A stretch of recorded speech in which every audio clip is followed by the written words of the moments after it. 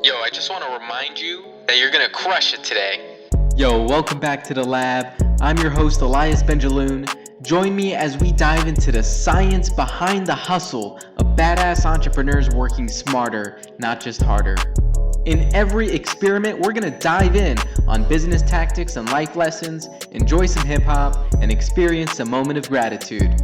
Thank you so much for being here. Now let's win this digital revolution together. As always, we're gonna kick things off with some dope music, so I'll see you in there. You can call me Superman, I'm so faded, I again got me in the sky. I feel stronger when I should be weaker. I've been drinking so much, my thoughts shouldn't. Hey everybody, what's up? Welcome back to another episode of the Hustle Science Experiment. Today I've got Connor Paulsen on the show to talk to us about Instagram marketing. He also runs a digital marketing agency. He's been doing this for a few years with quite a few business partners over there in California. Bro, how about you kick things off with a quick introduction of what you're doing right now and what got you into entrepreneurship in the first place?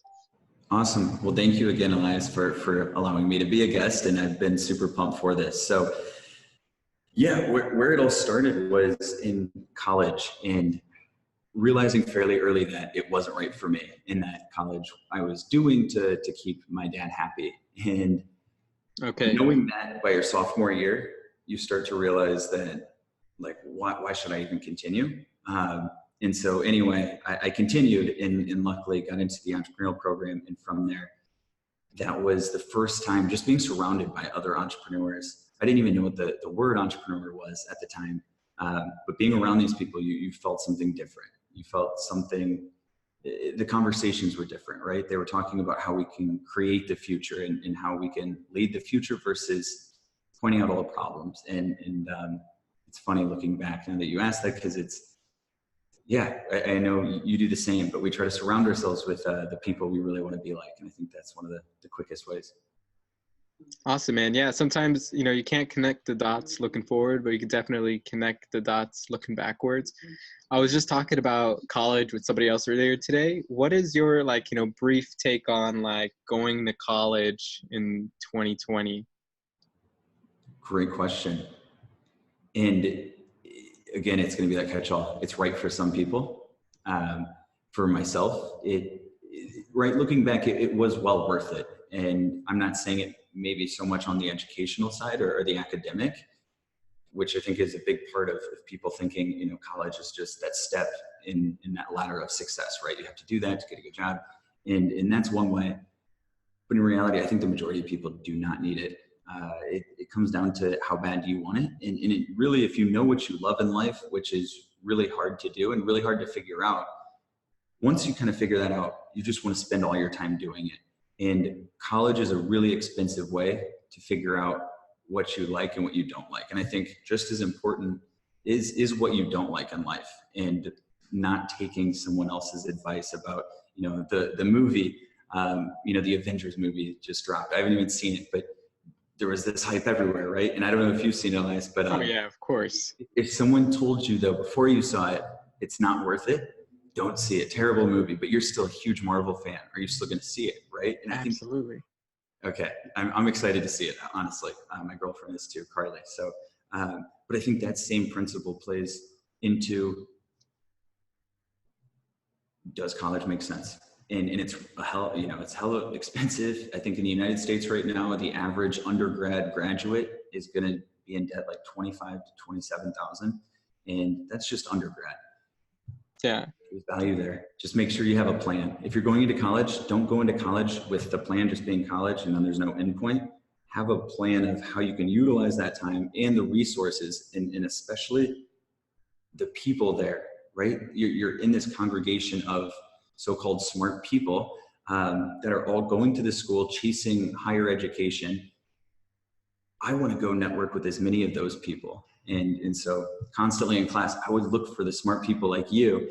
And I'd try to pay attention to, like, who answered the questions and who did it the best, or like who seemed like they just picked this stuff up, trying to always figure out a way to study with them, in preparation for a test. And I realized quickly that was the only way I was going to get through college. It was tough as hell for me. And I'm just a slow learner, man. but it took other resources, and that's what college taught me, right? Becoming more resourceful. That one-on-one professor. Exactly. I think you hit it on the nail, Connor, about it. It's, I agree with the networking element side of college. I agree with a lot of the things that you said on this. Without turning this into a debate or a huge conversation, thank you so much for all that feedback, bro. I love it. Tell us a little bit about what you're currently working on, what your agency is all about right now.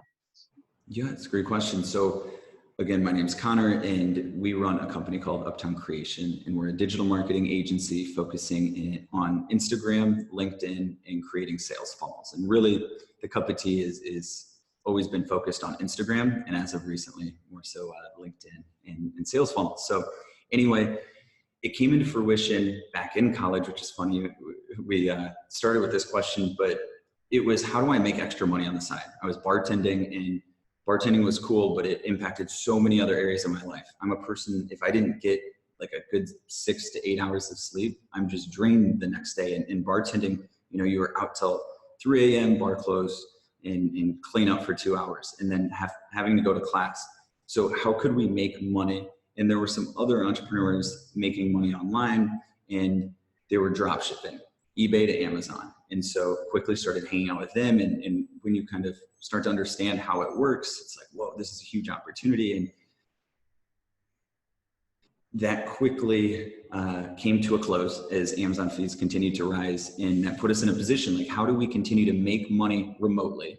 And that was the other big factor. How do we make money and not have to go trade our time? Like, that was the bartending job, or I worked retail for a long time, and I hated it.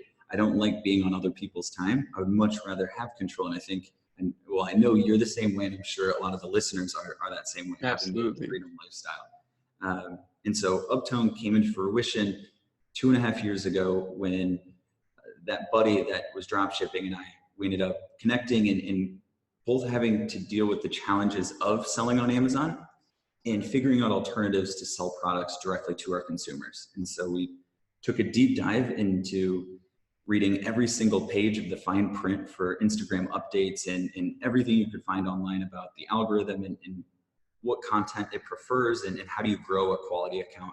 And after 2 or 3 months, we started to kind of figure it out. We were testing accounts and practicing all of these strategies, and we saw the value. And so immediately it was, who could we provide the most value to? And that first hunch was, honestly, I would love for you, who do you think the first customer demographic was? If you're like, whoa, I think we might be able to grow Instagram accounts, who would you go after? Fitness, e-commerce, or something along those lines. Yeah, no, that's what a smart digital marketer would do. And what did you guys do? Great for ego. We're like, who cares about their image more than anyone else? And we're like, okay, models, right? And this was, the influencer thing was just starting to pick up. Like, it was still more the model scene. Oh yeah, models even more than fitness. Like, that was the thinking. And then we quickly realized, well, shit, most of the models don't have a ton of cash. And then it was like, okay, well, who has the money and who's kind of in charge of the models? And that's the agencies. So long story short, we spent a week of just manually scraping all the agencies we could find in the world. And then we had this list of 100 and all their contact info. Like, we were doing some scraping where we could even sometimes find like their cell phone numbers. And so then we had this list, and then it was like go day. And I'd always watch Grant Cardone and all the people I'm sure we both watch, and sales calls, and especially cold calls. Great sales practice, definitely just awkward to go hop into, right? You're calling someone when they don't expect your call, nor do they know you. And most people are going to say you're interrupting their day. So we had this list. I sit down, put in the first number, and the guy answers, and we start talking. And a few minutes later, he's like really into it. And I had, sketched out like kind of what the pricing points would be. We had never sold a package. We didn't even package things yet, and sold it in this really Grady way. And somehow he's like, let's do it. Let's start today. Got off the phone, called my business partner, Chris, and it was like, dude, this is going to work. We're onto something. And went back to calls, and literally from that next call on through the 100, not a single person wanted it. And honestly, there were probably more people pissed that I was calling in the first place. And so that's where it all came to fruition, because it started, it was never purposeful to get into Instagram. It was kind of pivoting with life. Things are going to happen, and we're not going to let that control the overall outcome. We still wanted to chase that freedom. And that's why it turned out. Awesome. I think, like that's just a natural flow. Like, it's a good state to be in as an entrepreneur when you put your why and your mission ahead of the actual products that you're delivering and the what of what you're delivering, right? Like, because sometimes what you're delivering isn't going to work for the people you're speaking to. And I find sometimes some entrepreneurs end up taking a lot of ego with them. It's like, well, this is my mission. This is how we're going to do it. This is what we're doing. And that's it. But then sometimes what you're doing doesn't necessarily matter to the mission. The mission and the vision can be executed in a number of different ways, especially in digital marketing. Like, the vision is to, most of the time, help businesses grow. Well, there's so many different ways to grow. And so it's about like pivoting and finding that right way that works for you and for your specific audience that you're doing business with. So did you guys end up pivoting away from the cold calling after that? Did you end up finding something else? Like, let's drill down on a, solid tactic that people can use via Instagram to grow their business. It can be how you got your Instagram clients. It could be, how you help businesses grow, whatever that value bomb you want to drop. This is the drum roll. I love it. And I'm sure you're familiar with the 80-20 rule. And simply put, it's focusing on the 20% of your business that yields the 80%, right? Doing the very few things that yield the highest return. So the 80-20 rule to Instagram, simply put, whether you're growing an account or you're growing a client's account, whatever, this is for anyone present day on Instagram. Those two things are going to be, first, we want to create momentum and then maintain momentum. How we do that is firstly uploading at least one post per day, and then adding at least one Instagram story every day, right? So the goal with the story is that you always have that rainbow circle around your profile picture. And so if you do this for 7 days in a row, one upload and at least one Instagram story. With the stories, I highly recommend doing more, but at a bare minimum, you can do one.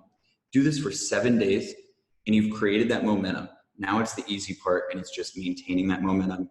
And magically, to do so, you continue to upload one post per day or more. 1 to 3 is usually a sweet spot, making sure that the quality of content's maintained.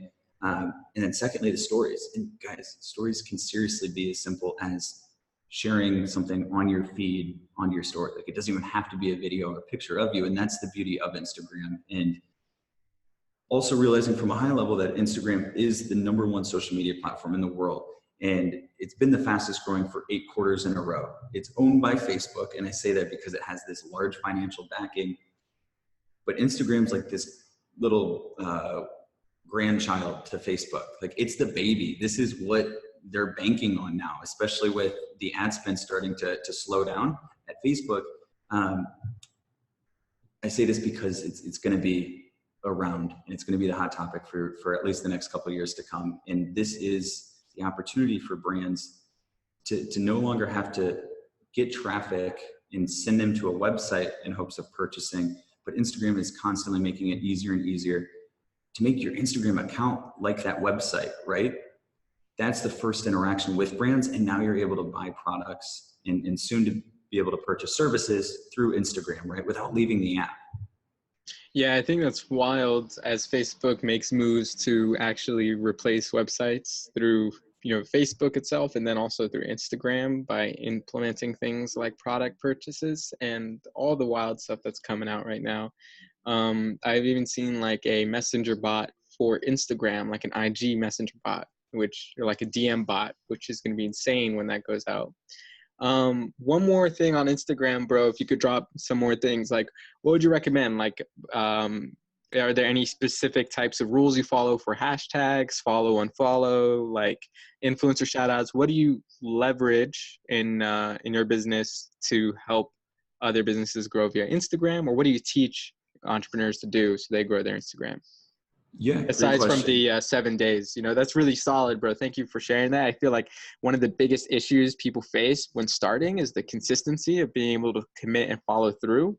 And once you follow through, I think, if you can follow through for like 44 days in a row, you've essentially built a habit. And then, whether you like it or not, if you want to survive on Instagram, it's probably got to be part of your daily habits.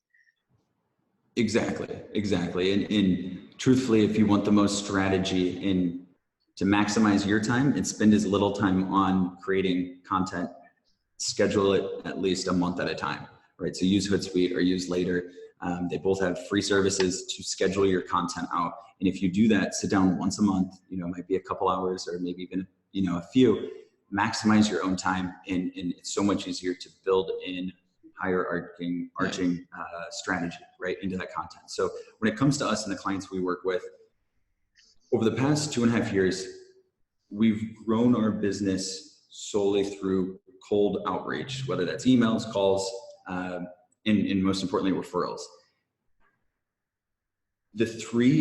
Present day, the three main types of growth that we're providing for clients are organic growth, engagement, and then accelerated growth. And I say this because organic growth, the number one way to do that, again, with the upload frequency we just talked about, the next level is looking at your bio. So when we start working with a client, that's almost always going to be one of the first things we talk about. With a bio, you want to make sure that it's easy to read. It's like your billboard of your brand, your personal brand and or your professional. And making sure that the last line is centered on a call to action, right? We want to turn those followers into traffic and or dollars. And to do that, we want to get them to click the link below. So whether you have a website now or not, create something simple and have an opt-in somewhere where you can at least capture an email so that you can start, again, getting these followers and turning them into traffic that you own. Next is really when it comes to the overall content, right? What we highly recommend to all of our clients, from a lot of very well-known brands and influencers, celebrities, authors, to professional athletes, these strategies all work because it's all based on the algorithm and understanding what it favors. And so the next component is having 3 archetypes. And it sounds somewhat confusing, but simply put, those are the 3 main types of content that you're going to be uploading on your Instagram account. So as an example, Elias, right, for your personal Instagram account, if we were going through this and we were, I was helping you get everything set up, this is the same strategy we'd go through. Without looking at your account, this is me just guessing and walking through this archetype. So archetype 1 for your personal account on Instagram, we're going to say that, just knowing you and in the brand, we're going to say number 1 is the hustle science experiment, right? And your professional brand along with all your professional services. So archetype 1 is more focused on the professional side. Number 2, personal is going to make the most sense, right? If it's your personal account, we want to humanize that, and putting your face behind that content helps a ton, but also the values and working in the things that you care about the most into your content, whether that's the copy and your captions, your bio, whatever. People want to get to know you. And then archetype 3 being, this is kind of optional for you. One good direction is going with quotes. As long as you brand them and you have your own consistency and they look professional, quotes work really well because they resonate with the majority of users on Instagram. That's why you see higher engagement. And with higher engagement, you have higher reach, you get on the explore page, and you can see it spikes in your growth, but also engagement. And so those would be like the 3. Again, 1 focused on your professional side, 2 on your personal, and then, you could do quotes. Alternatively, I know you value traveling just as much as I do, and I know we've both lived abroad for at least a year at a time, and it sounds like you have more experience over me, man, so I'm excited to learn more. But those would be some of the most important factors, and you might hear people talk about them a lot, but those are the most actionable things that you can do today in under an hour that will immediately have the most impact on your brand. Awesome, man. I love it. I'm going to break this down into the show notes because there's a lot of things to unravel there. No point in, I'm not going to repeat all of it. Like, I'll just break it down in the show notes. Really love it. This is some massive stuff, like some awesome, if you're listening to this right now and if you have an Instagram account, you're not sure what to do, implement everything Connor just said. One thing I do want to, hone in on about the treating your Instagram account as a landing page, the copy, the call to action, the graphics. I suck at Instagram. I don't apply any of this, but I kind of understand the science, which is like if you adjust the copy, your conversion rate changes. So if you have 100 people and your conversion rate goes up, it's better than having 1,000 people looking at that page and a shittier conversion rate. So 100% agree with all of that, man. Thank you so much. Let's move into the next segment, which is a moment of gratitude. In the future, we're also going to read out some of the moments of gratitude from the audience.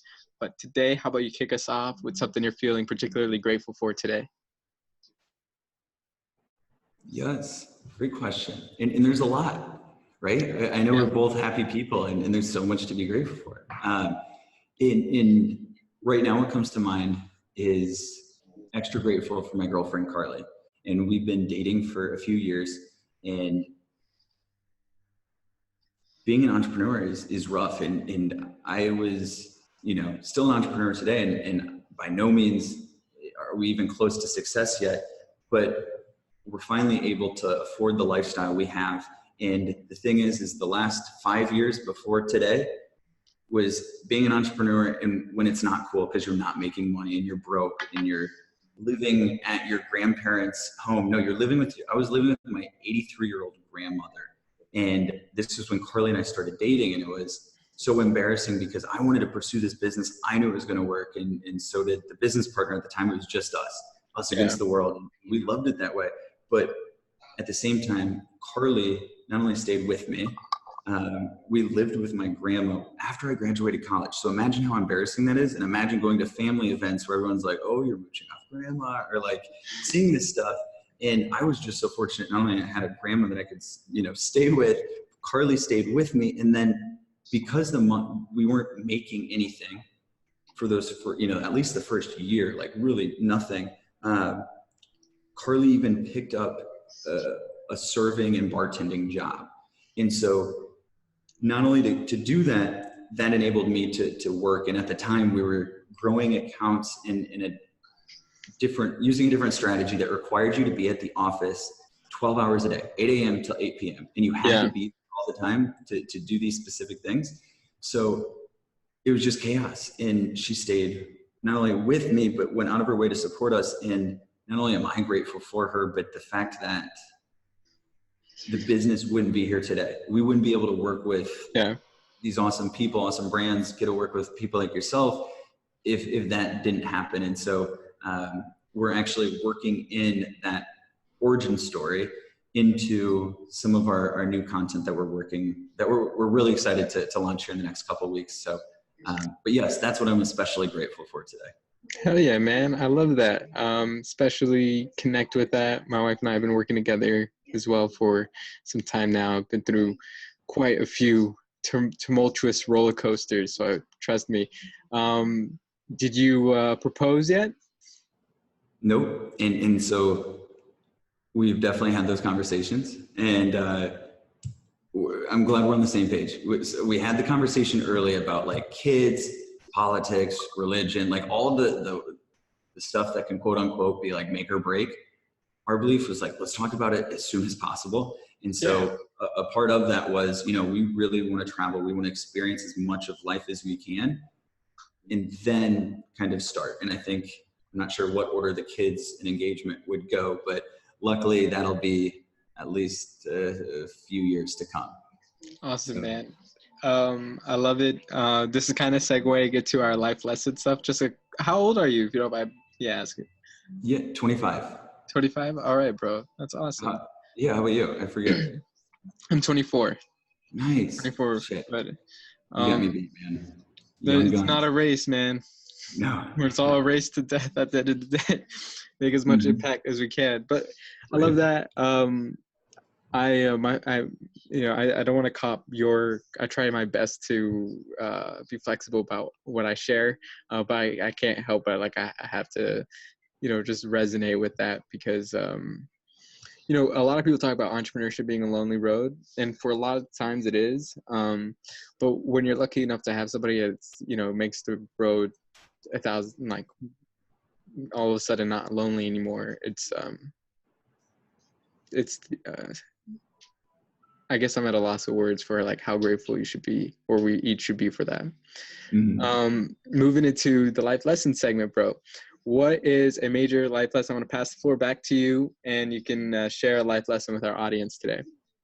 I love it. And I've been waiting for this opportunity to merge our paths, right? And that life lesson, I could do it in one word, 2 words: travel more, period. Oh. Travel your ass off.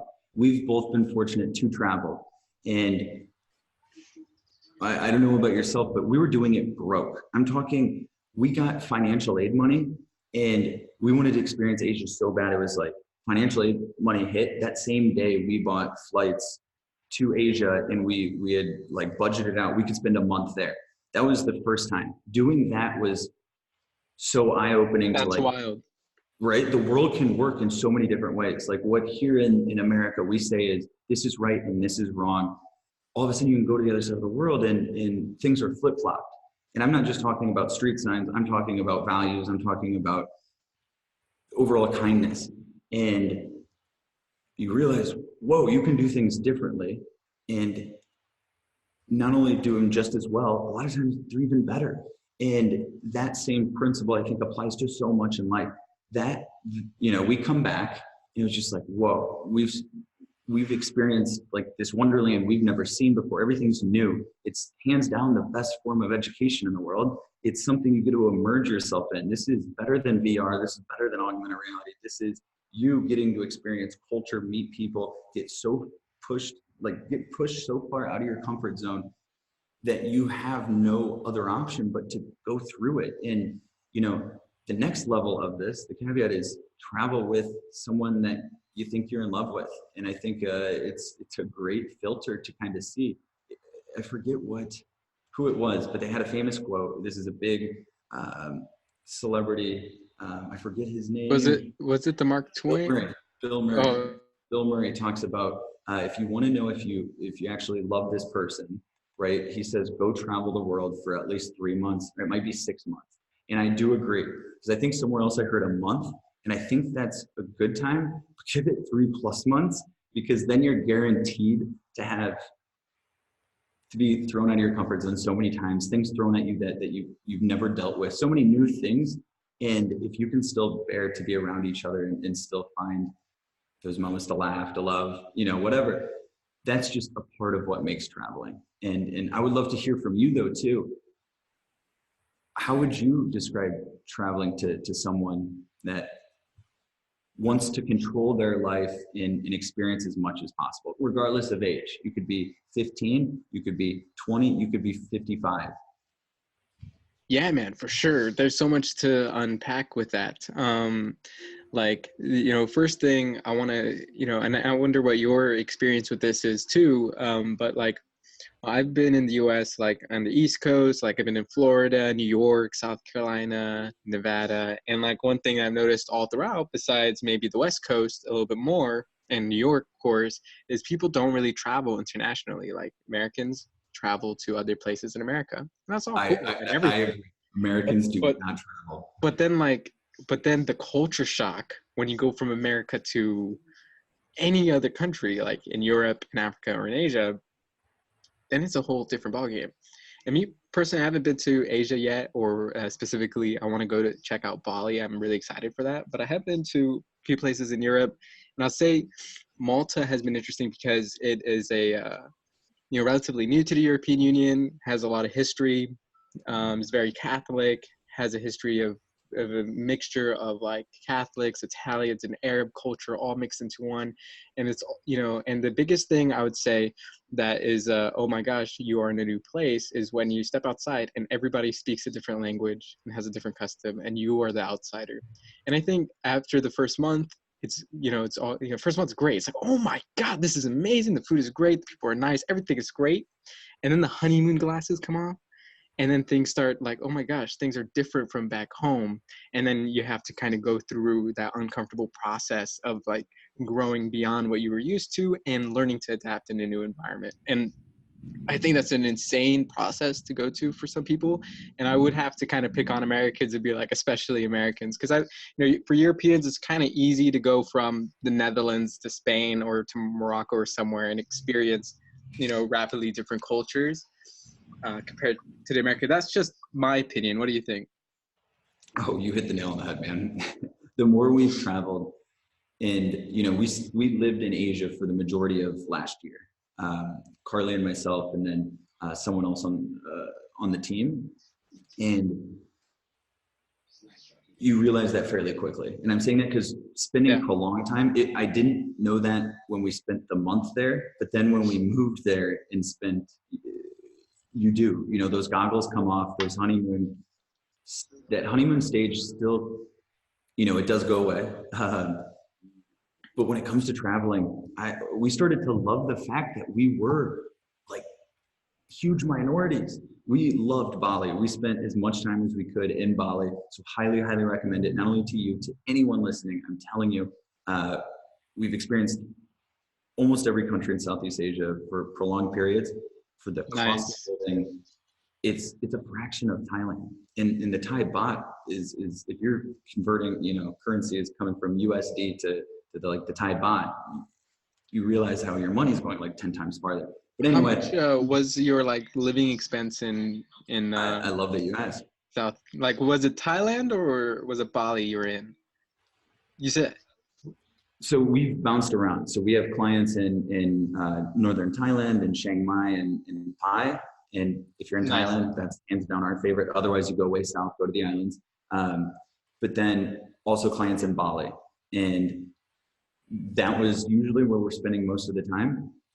But what it looked like, and the reasoning we moved there too, just to give some context, was because I was out of school, and so was my business partner at the time, and we needed to start paying back student debt.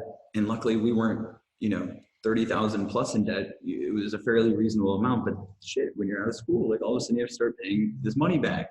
And we needed to do so. So then it actually made sense. It was cheaper for us to go live overseas, where we could live on $1,000 a month for, all living expenses, right? So your rent, eating, even some life. And so it's not like we're living like kings and queens. It was above average, and it was incredible. And I think that slightly above average was the perfect environment for us to really flourish, because you're grateful for the fact you're here. And there's a lot of things in Asia that people that have never traveled outside of North America probably haven't experienced. And it's exciting because you realize that the world can work in a different way. And sometimes it can be even better. And it's like, whoa. But Americans don't travel. And so I say this because I want to encourage as many people to travel. They joke about it. And we met, Europeans travel like hell. Especially in Southeast Asia, you can see a lot of Australians, because it's just, depending on where you're at in Australia, it could be as quick as a 2 or 3 hour flight to Bali. But most of Asia. Yeah. Americans like to go to Mexico and the Caribbean. And I'm definitely putting people on the spot. But then it's when you go to another continent, right? So keep heading east or west. You choose a direction and go far enough where you're going to get out of the plane and it's going to look pretty different. And so stay there for at least a month. Exactly. Don't go for a weekend. That doesn't count. Yep. Oh, exactly. Yep. And $1,000 will get you really far. Above average lifestyle. Bali, it's even better. And Bali has the best food. Hands down. If you like spicy food too. Oh yeah. On another level. That's dope. Awesome. Connor, thanks so much, man. I want to pass the floor back to you with a moment to plug it. So plug in, how people can get in touch with you and, how they can work with you. Yes. Well, thank you again. And so we've been looking forward to this. And I say not only me, but the whole team at Uptown Creation. And I was telling you about this and how can we really maximize this? And not only for your listeners, but for you. And we came up with something really cool. And so anyway, for anyone listening to this, we created a special site. If you go to uptowncreation.com/hustle, we have a page made just for you. And we're giving away a deal that usually we charge at least $100 to do these audits with clients in real time to go through an Instagram account and actually review not only the account, but the content. And at the end of these calls, having clarity not only over how to grow your account, but the areas that you can improve that same day and what tactics to really take it to the next level. So we're going to be giving that out completely free just because we want to be able to help you. And I don't know if you could tell, I love to talk. And I love the human to human interaction. And so it wouldn't be just me, it would be our team of growth directors. And we'd love to help you out. So again, it's uptowncreation.com/hustle. Hell yeah. Awesome, Connor. I'll drop that everywhere we promote this episode. Thank you so much for joining us on this episode in the lab. Thank you.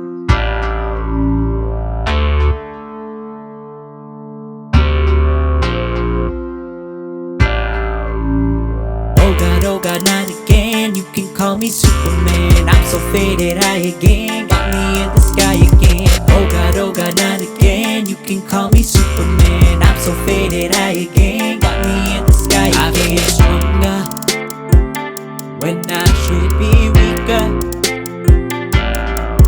I've been drinking so much, my thoughts shouldn't be any clearer.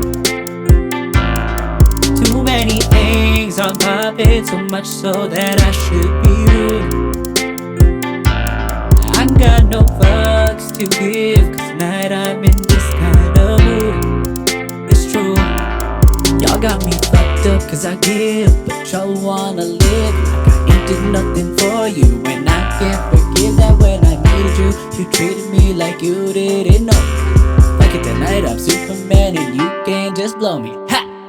Oh God, not again. You can call me Superman. I'm so faded, I again got me in the sky again. Oh God, not again. You can call me Superman. I'm so faded, I again got me in the sky again. Oh God, not again. You can call him Superman. He's so faded, I again got him in the sky again. Oh God, not again. You can call him Superman. He's so faded, I again got him in the sky again. If I die, I wanna be remembered as the fucking guy that you bring to mama and she know that I would always ride. I'm just in my feelings cause I knew I always took his side. I don't get no fucks no more because what's mine is mine, it's mine. So I pop another Molly till the time turns to 9. Then I leave and get to work and smoke a blunt and I'll be fine. Then I get to work at home and put a natty in my mind. Got no problems leaving you behind, someone's in my line. Got some problems, now you ain't one. Got new kryptonite on me. This shit is gonna be fun. It's fun. Oh God, not again. You can call me Superman. I'm so faded, I again got me in the sky again. Oh God, not again. You can call me Superman. I'm so faded, I again got me in the sky again. Oh God, not again. You can call him Superman. He's so faded, I again got him in the sky again. Oh God, not again. You can call him Superman. He's so faded, I again got him in the sky again.